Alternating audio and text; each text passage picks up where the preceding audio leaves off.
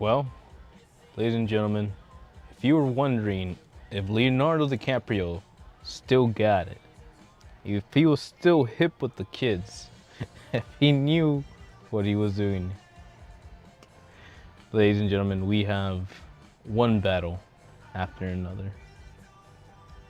Interesting title to a movie, right? From the minute this kind of hit the trailers and did their little roundabouts, we already got something. I don't know if it's Leonardo again being like, hey man, we're still cool, but something that felt almost like a passing of the baton. And we've been seeing Leonardo DiCaprio do more of a, not a secondary role, but yes, a role that, you know, that is very connected to another character whose story we're quote unquote more interested in.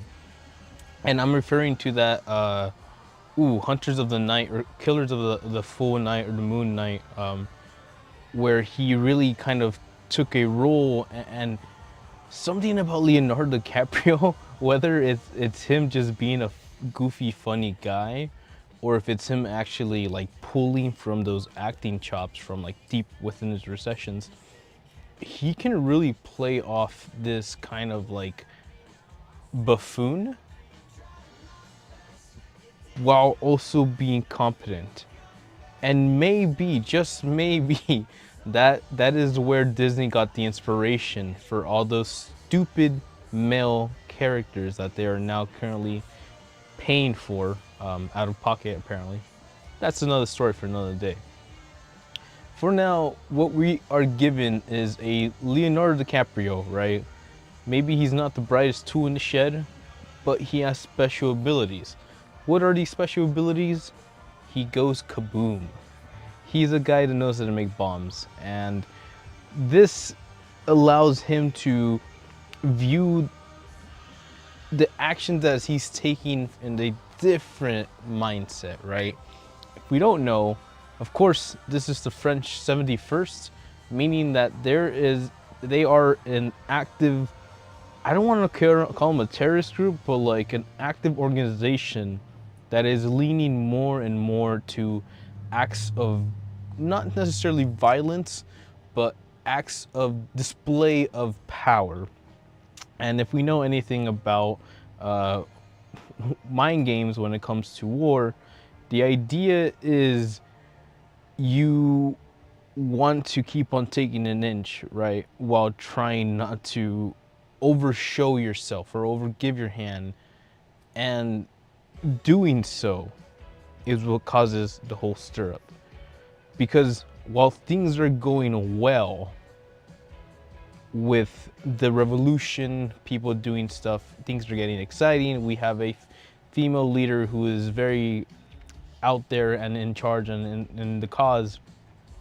And in thy hubris, i.e., in that moment of, yo man, we're the kings of the world. We are revolution. We are the peak, the alphas, or whatever you want to call it. Choices were made.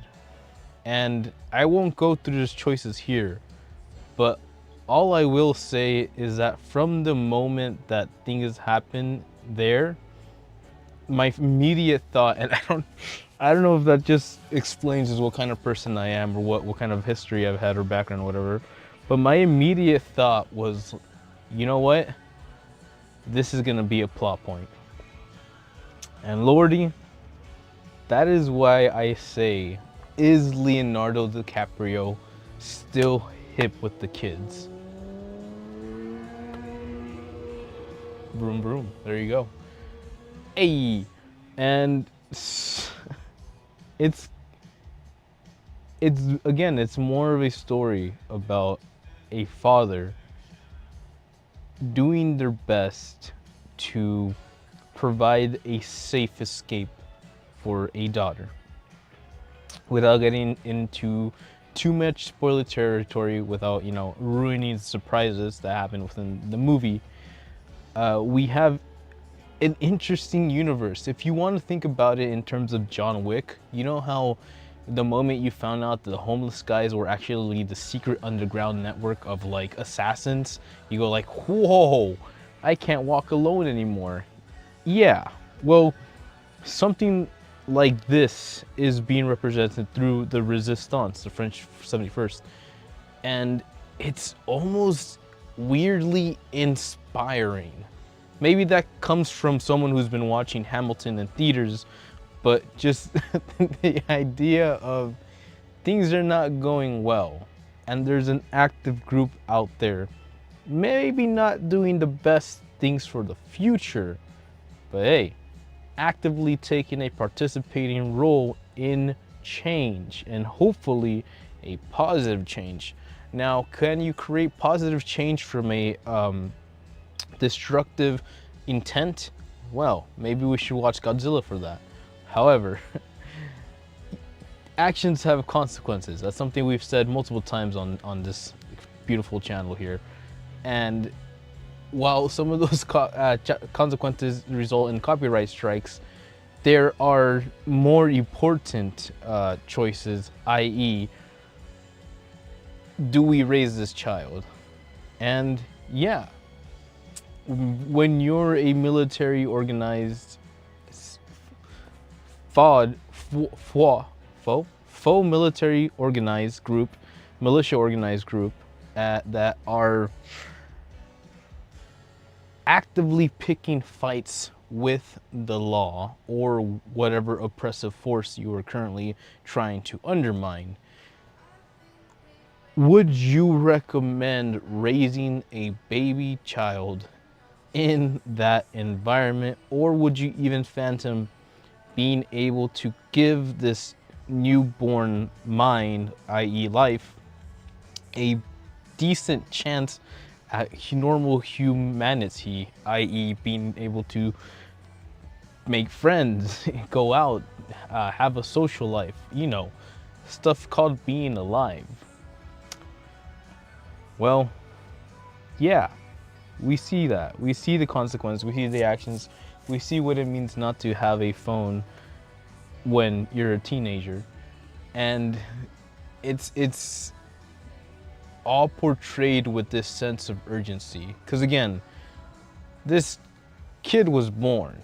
They didn't have that choice, as all of us, granted, right? But the idea of what do we do now and how do we raise this kid, and having to make those decisions one after the other that eventually lead to our finale. Which, yeah, is Leonardo DiCaprio hit with the kids? I guess so, probably. But, you know, we've heard a lot from Leo and his, you know, romantic relationship, and it's not my place to say anything about that. I'm just putting out or stating what facts are there and what we've known of history. But realistically, it feels like Leonardo DiCaprio, for the first time, well, right, you know, for more and more now than ever, is taking that role of a fatherhood figure. And I don't know if that's shocking to anybody out there. I don't even know if he has kids IRL. But that's kind of telling, to me at least. I couldn't help sitting in the theater, IMAX and all that shit, having his big ass face on the screen and be like, man, this guy was Titanic. This guy was in Titanic. And now we followed his, you know, I started thinking about The Wolf of Wall Street. I started thinking about whatever roles he's been in. Just, oh, he did, not The Grey, but the other super intense survival film about The Revenant. He did The Revenant, where he low-key almost killed himself just to get an Emmy, right? And now we've come to this point where he's here and he's like, yo, kid, be safe. We're trying to keep you safe here. And that is a change, you know, especially if you think about his romantic lifestyle. And maybe that's what's happening here. Maybe this is maybe this is DiCaprio finally telling us, look guys, we've all had fun. We've all had fun. But there comes a point in time where you have to go from party girl to woman. And my man, if you're telling me it took Leonardo DiCaprio 50 plus years to get there, Lord have mercy on us all. So that's where I'm at. That's where we're at. Funny, really witty in terms of like this panickiness. The moment Benicio del Toro pops up, he's the sensei guy, like the sensei dude. Just made the movie so much better, and I see what they're doing there. I see what they're putting in dialogue and stuff. But honestly, I just really enjoyed specifically those moments with the sensei. It feels like there's like this wave. Oh, I think that's kind of the point.